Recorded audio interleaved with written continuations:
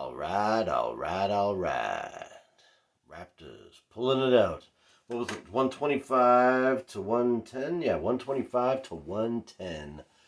Oh boy, it was heading towards the danger zone in this one, though. I got to admit, I was thinking about, if I just beeped the entire video from the beginning to end, could that work? How would that work? What would that look like? Because we were up by as much as, 30, I thought at one point, but definitely at least 26. And it was down to 4. It might have been down to 2. Oh, it was getting painful there.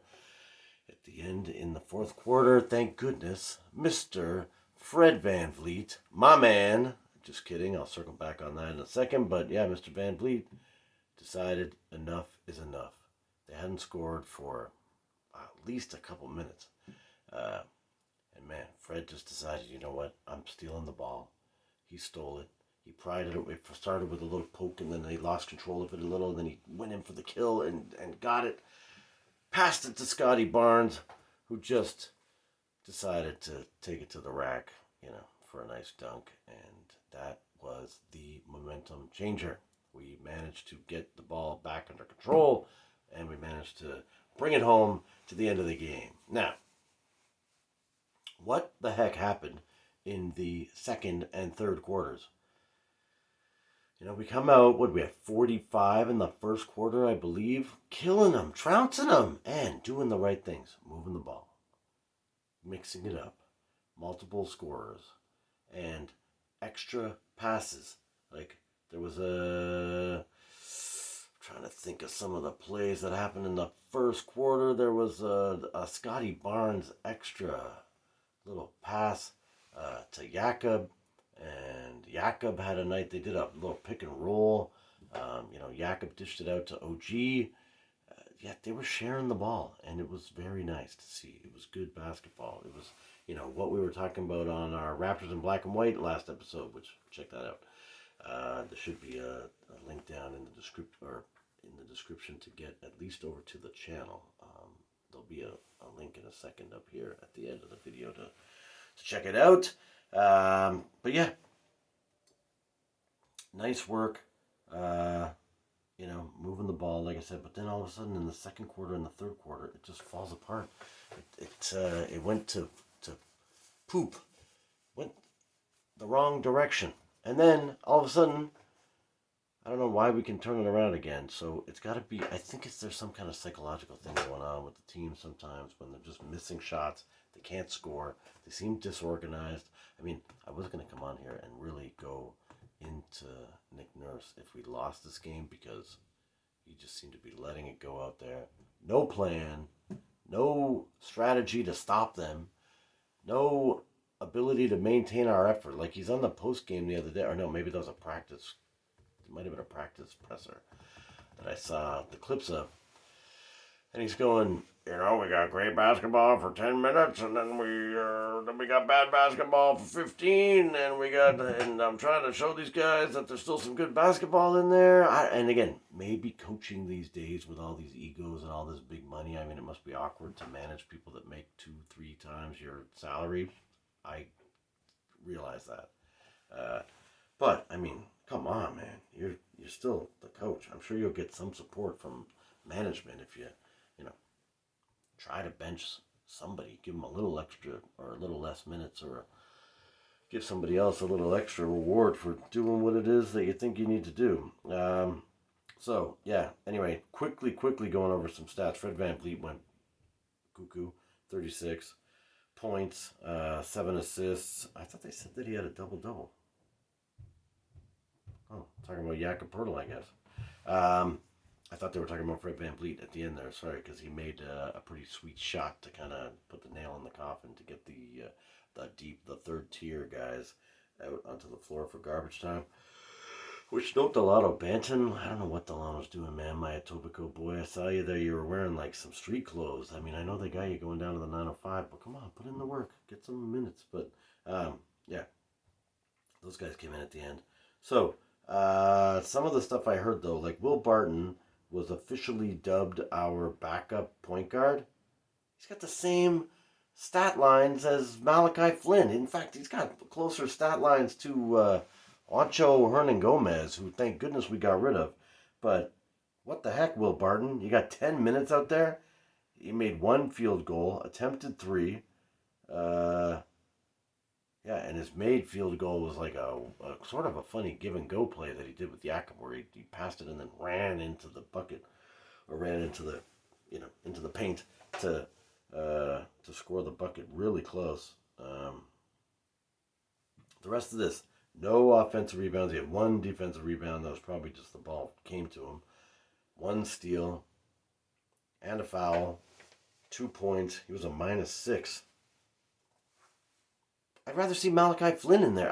Sorry, I don't know this guy's age, so I should somehow check out. Wonder if I hover over his name, will it show his age? No. Age 32? Come on. Like, we're not winning a chip this year. So, is there a reason for us to give minutes to this guy, Will Barton? Like, is he going to lead by example while Malachi Flynn watches him from the bench? Or Delano Banton watches him from the bench? I don't know. Strange decision there. Yeah, Koloko had like a minute and a half in garbage time. That doesn't really count. Same with Malachi. Precious was supposedly going to no longer be the backup center, except he appears to have come in and been the backup center now. Maybe Nick Nurse is trying to just, I don't know, confuse Denver in their game prep. But again, Precious, 13 minutes, no field goals made, 3 attempts. Ouch. Okay, he got to the line, so he still got some points. He was 4 for 4 from the line, actually. Nice work. But yeah, yikes, man, not good. 4 rebounds, 1 assist. Precious. Brutal. For 13 minutes? I was rattling off earlier today. This is what the Raptors, like, again, because I'm really starting to think about it as we're coming down to the end of the season here. We're in crunch time. People are wondering how we're going to be seeded. We're 9th. This is embarrassing. Like, I truly believed that this team could be a sneaky 3 or 4. Like, I thought we might actually improve on last year. I did not think it was a fluke. And again, another year, more experience, more cohesiveness, and we signed some guys. Now, a little bit in my defense, Otto Porter Jr. was still hanging around or playing even. I think I predicted even my 3rd place sort of in preseason, as we saw kind of who was going to actually make the roster. But still, no Otto Porter Jr. should not be enough for us to have fallen from 3rd to 9th. So clearly,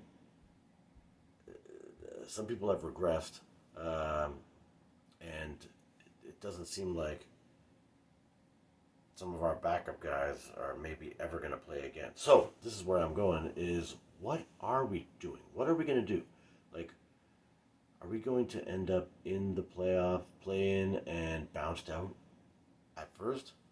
The way we were looking for the 3rd quarter tonight, I'm not even sure that we're going to make the playoffs, and I was getting prepared to do a whole spiel on that we are not even going to make the playoffs and that we should just try to, lose the rest of these games because we could at least get something going.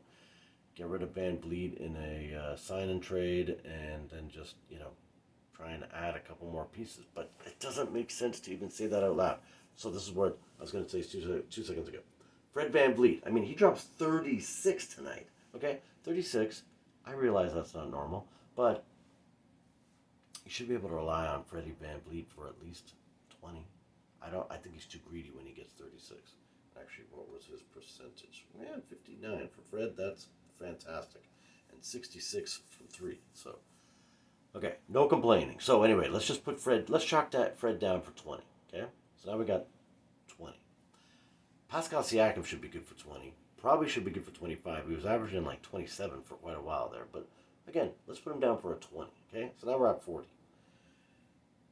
Scotty Barnes has got to be good for 19. I mean, Scotty Barnes tonight had 18.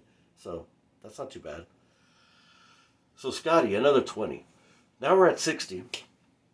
Jakob Poeltl's good for 10, 12. I think he was averaging 12. He got 12 tonight. He was averaging 12 for San Antonio, I think.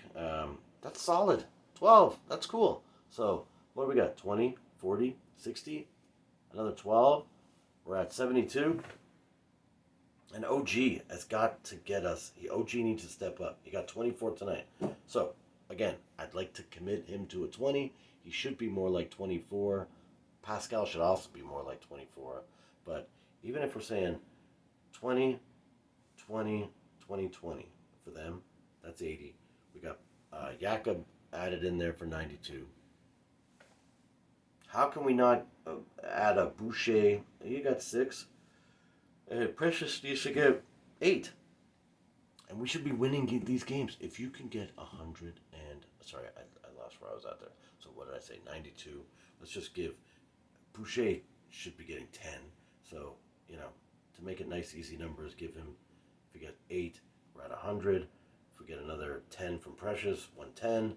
I don't know, Will Barton / Malachi Flynn / Christian Coloco / Thad Young / whoever the hell's coming in. Oh, Gary Trent Jr. I left out.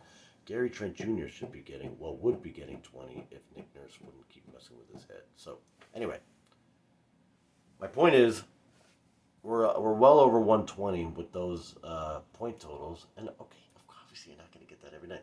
But let's get that 60% of the time, Let's work on that. Let's work on 65% of the time, getting that type of an effort. And then, we'll be outscored in some.